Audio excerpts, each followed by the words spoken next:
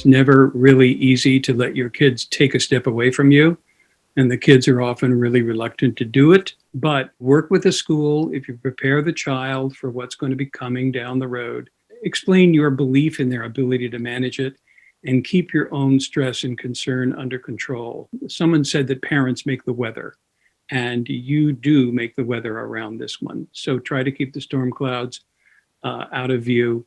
Getting your children ready to return to school isn't all about the new shirts and shoes.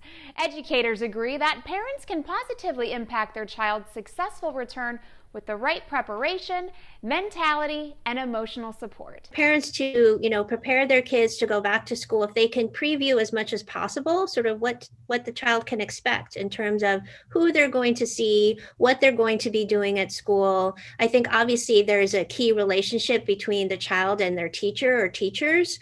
So sort of knowing that that's another trusted individual that they can always go to for help or support if they need it, if they're feeling scared.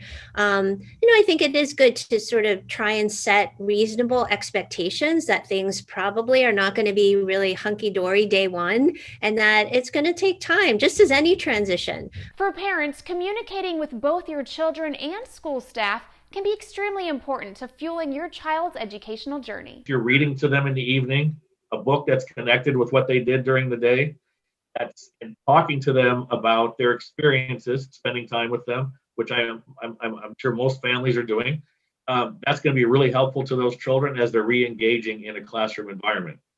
I would talk very directly with the teachers or the director of the school about what you're seeing as some of the things. Maybe they regressed in potty training, for example. Maybe my child, my daughter, my son is having a little difficulty sort of re-engaging with friends or talking to other children. Make sure the teacher's aware of it, because you'll work together on those things. For parents worried about a return to school impacting a fun summer, worry not. You and your children can have a healthy balance of in-school summer learning and family time. By all means, take your family vacations, give them experiences.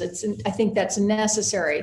But to take a break from education when a child is 4 years old and they're getting ready to enter kindergarten, at a time when there's not a lot of support in the district or in your public school system, this is where they're going to get a lot of their nurturing, their foundation, their confidence, their ability to handle tougher situations. It's all being built right now. Parents who have already returned their kids to school say that while there were some fears at first, they want others to know that it will all be okay. We couldn't walk her to the door, or into the classroom. It was, in the entryway drop off and whatnot. So it was a little bit weird to just pull up in and say, here you go, and trust that they did the rest. It's probably harder on us than it was on them. The teachers always did a great job. Like, they'd send us a picture of her happy and smiling 8 minutes later. So you're like, okay, that was a short speed bump to get over for her day. So not delivering an educational program to the kids was not an option.